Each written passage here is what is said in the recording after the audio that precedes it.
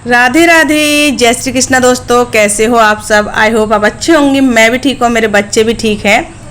अभी आप लोग देख रहे हो यहाँ सामने लिखा हुआ है वृंदावन महोत्सव मेला 2025।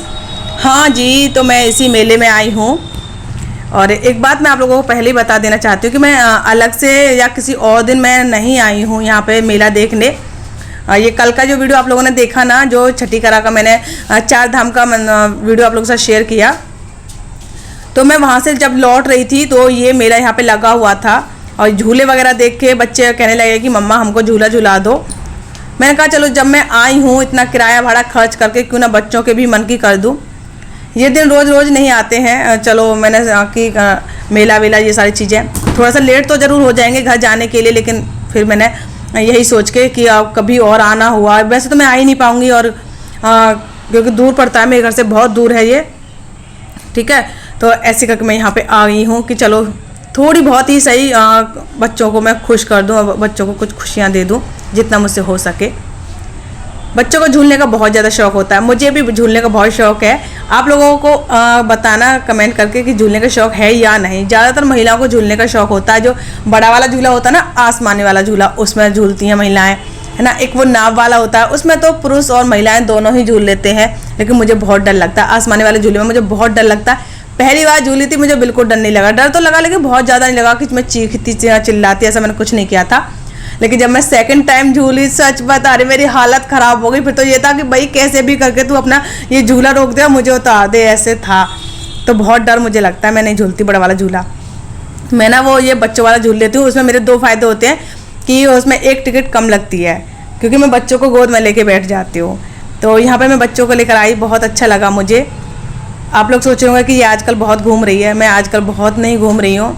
इसके पीछे भी एक रीज़न है, वो मैं आपको बता देती हूँ कि वही मैं डेली रूटीन आप लोगों के साथ शेयर करती हूँ। तो कहीं ना कहीं आप भी कुछ नया चाहते हो कि चलो कुछ नया हो। तो मैंने भी सोचा कि चलो बच्चे भी घूम लेंगे और आप लोगों के लिए कुछ नया भी हो जाएगा।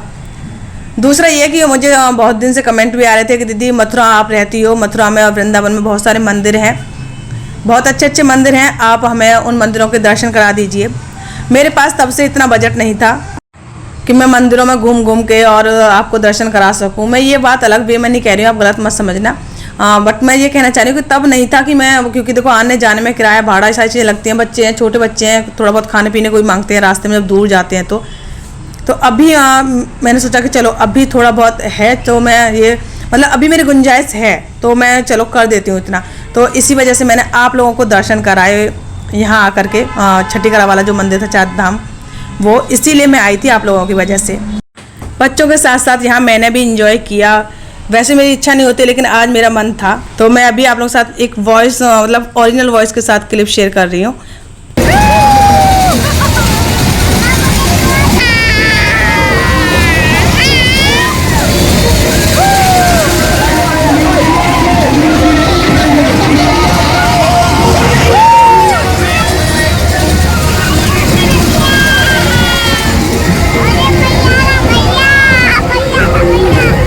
मेरी YouTube फैमिली को छोड़कर बहुत सारे लोग ऐसे हैं जिन्हें बिल्कुल भी अच्छा नहीं लगा होगा इस तरह से मेरा खुश होना, इंजॉय करना बच्चों के साथ में, है ना। लेकिन देखो सच बता रही हूँ, जब मैं यहाँ पे घूम रही थी ना, तब मैंने ये चीज़ें महसूस नहीं की थी। अच्छा लग रहा था, इंजॉय कर रही थी बच्चों के साथ में। बट अब मैं जब इसकी वॉइस ओवर कर रही हूँ, तो मैं आपको बता नहीं सकती मैं इस वक्त कितनी इमोशनल हूँ।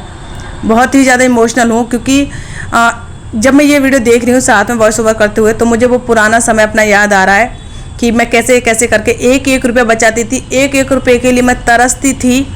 वो भी दिन थे।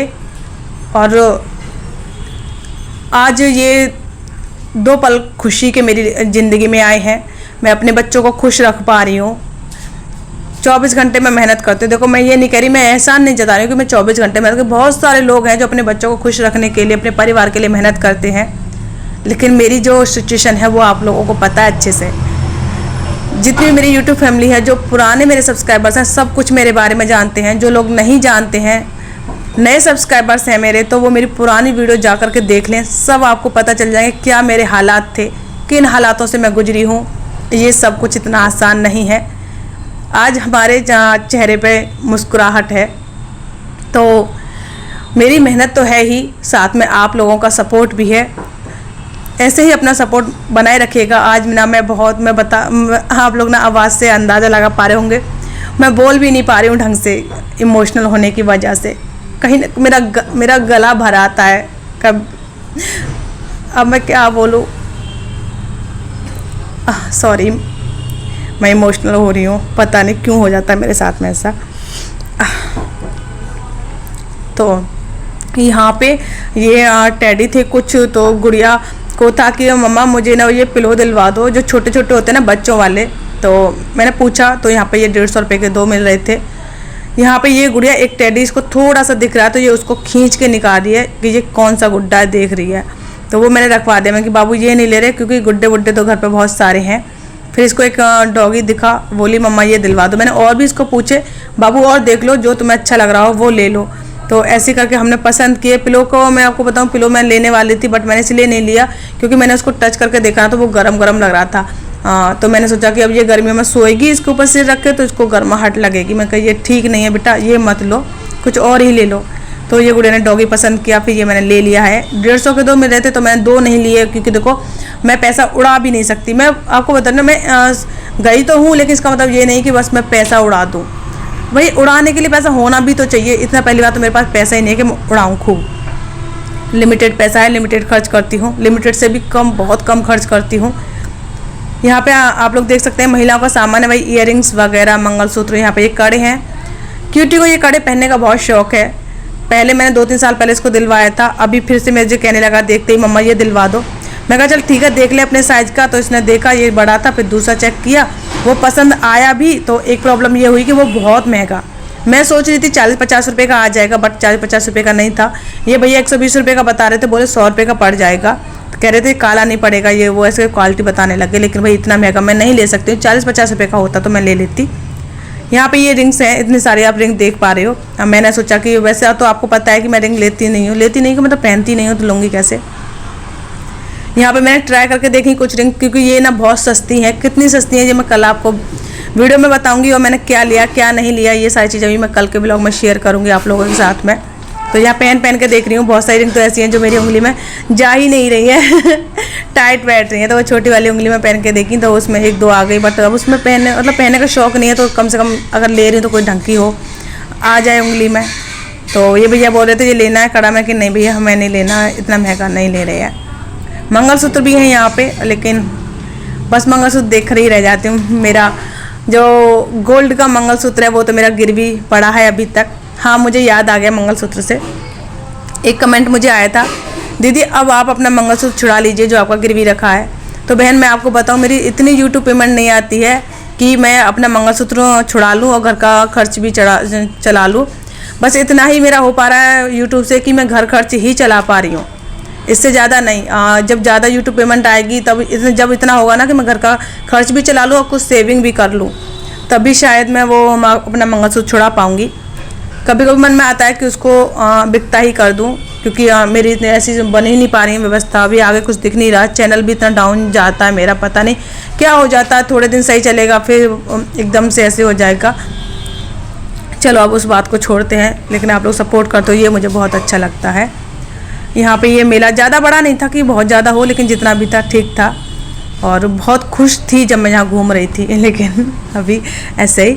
और यहाँ पे ये चूड़ियाँ वगैरह हैं, कड़े हैं, तो मैं वो देख रही हूँ, क्योंकि यहाँ पे मेले वगैरह में ना ये चीज़ें कुछ सस्ती मिल जाती हैं। तो यहाँ पे ये मैंने कड़े देखे, ये मुझे देखते ही पसंद आ गए थे, क्योंकि इनका कलर और डिज़ाइन बहुत अच्छा था।